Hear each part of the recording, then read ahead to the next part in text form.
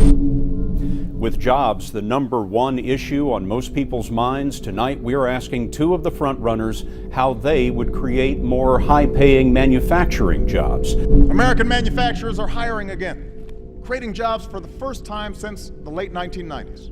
I always look for labels that are made in America. It keeps jobs in America. U.S. companies have boosted their manufacturing capacity in other countries. Many now generate the bulk of their sales abroad. Ask yourselves what you can do to bring jobs back to your country, and your country will do everything we can to help you succeed.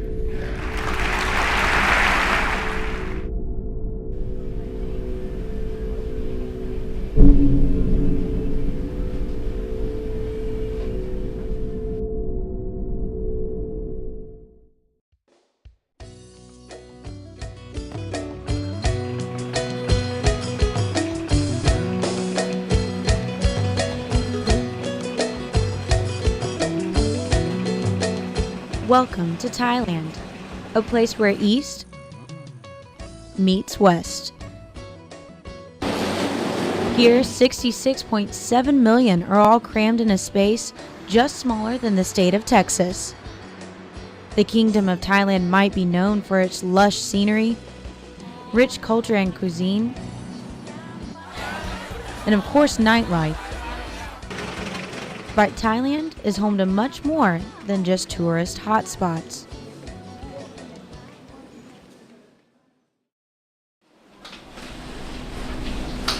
It's home to at least 2.5 million workers in manufacturing. And while exports account for over half of Thailand's GDP, a significant portion of the labor force remains in agriculture. This is a sign of a developing country. According to the Human Development Index, an international scale used to rank countries according to human development, Thailand is lagging. Ranked 103 out of 187, Thailand has a long road to achieving high levels of human development.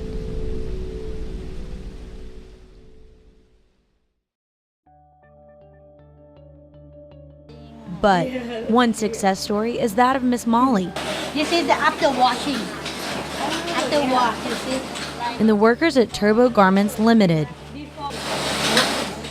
a small garment factory on the outskirts of Bangkok. We are not. Miss Molly is the marketing manager of Turbo Garments, a factory for children's clothing that opened its doors in 1990. It began with many U.S. customers. USA.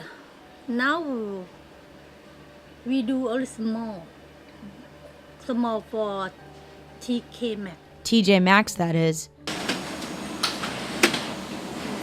It's only U.S. buyer left. Turbo Garments Limited employs about 130 workers total. This is down from 2,000 at the height of business. This loss is not due to Americans getting jobs back. Molly says it's because companies are wanting even cheaper labor than Thailand has to offer. Workers get paid by the day or by the number of garments produced. The average worker earning roughly $1.50 an hour. His name is Phone. Yes. Phone, a 31-year-old Thai woman who has worked at Turbo Garments for 8 years. Her wage is well above minimum wage and has helped her work through school. She's now in the 12th grade and is also recently married. How important is her job for her? ทำงานที่เนี่ยสนุกสำคัญกับชีวิตเราไหม ก็สนุกค่ะพี่ Enjoy he said happy ค่ะ บอกกับเขาว่า happy happy I'm really happy you're really happy ค่ะ Phone is an example of development that trickles down to a personal level as a result of her job making clothes for American companies. But Phone isn't the only one benefiting from manufacturing jobs. Economics Affairs Officer for the United Nations Masato Abe says the region as a whole depends on the manufacturing sector. You see that there are several, maybe several reasons, right? U.S. should still keep the manufacturing sector, even expanding manufacturing sector here. One issue is there's some, movement for the regional integrations. Even though, the Thailand itself is smaller, Okay, still small, countries. Okay, having the only 60 million, people here. But when we see the market of Thailand neighboring countries, like ASEANs, the market is growing up. In this region, and also each the member of the Asia and Pacific, the member country of the Asia and Pacific, they are trying to integrate, connect well each other to making the more integrated market. Abiy also says that in less developed countries, continued support of the manufacturing sector brings specific catalyst for development. You see, without such an investment, the leading to the technology transfer and capital transfer, okay, and also the networking, right? To be honest, it's a bit difficult for those less developed, disadvantaged, economies to develop their own, private sectors, with the probably cultural reason and also resource, constraint and also historical background, okay. Such a the movement have been proving very useful, for the developing countries in this particular region. But Thailand is not the only country feeling the effects of manufacturing jobs.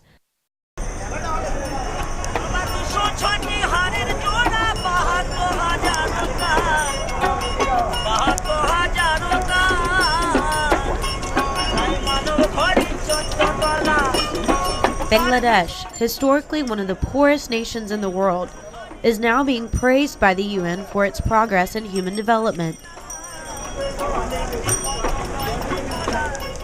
According to the Human Development Report, it is tied with Cambodia for the best improver in the Asia-Pacific region over the past 2 decades. Bangladesh has seen significant improvements in life expectancy in the past 40 years, but as a result of recent natural disasters, development in Bangladesh is plateauing.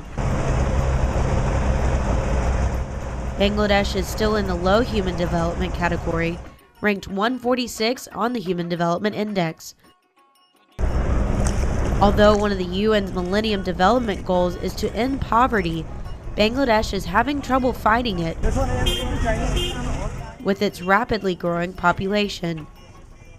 According to the UN's Multidimensional Poverty Index, a value that shows how poor people are across several key indicators, 57.8% of Bangladeshis are multidimensionally poor, with 49.6% of the population living on less than $1.25 a day.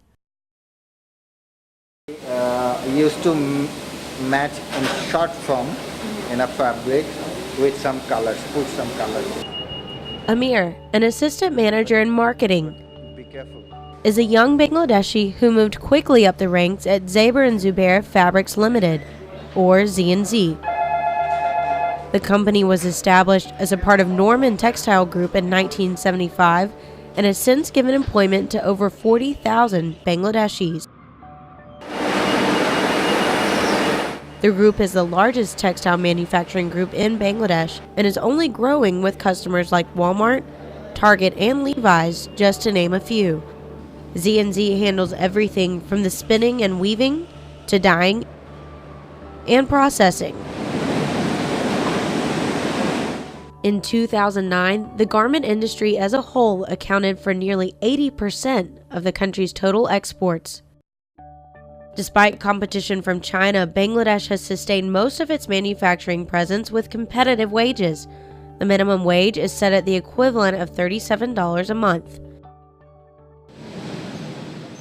But it's workers like 30-year-old Shahel that benefit significantly from the growing manufacturing industry. Landing a job at Z&Z is competitive, as they typically hire older, more responsible workers. And at Z&Z, he makes... That's per month, just over 3 times the minimum wage. Shahel says it's crucial that he keep his job because he provides for his family.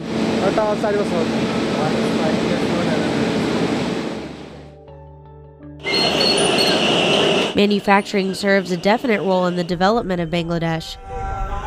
With a surging population and low levels of education, more and more Bangladeshis are needing work that requires little or no skills. Executive Director of American Chamber of Commerce in Bangladesh, A. Ghaffur, explains why American manufacturing jobs are crucial. So basically, in this globalized world and economy, and especially for Bangladesh with a large population, manufacturing is a big thing to create employment and to sustain the development of the country. Ghaffur points out that manufacturing isn't just boosting the economy as a whole. Families as well as the stability of the social climate depend on manufacturing jobs. When one person is employed, that means a family of 5 to 6, 7 people become dependent on particular one person. So if any activity that stops or reduces and the manufacturing activity, and that could create some kind of social tension. When developing countries are desperate to lift their populations out of poverty, breach a stagnant gender gap, or merely raise the standard of living, a direct cure is to give the people work. Even with wages well below Western standards, one worker can feed his household, or one woman can rise above what's expected of her. Nice to meet you. And these individuals are representative of the many workers in manufacturing who have watched their lives and their countries improve as a result of their jobs. Whether in Thailand, Bangladesh,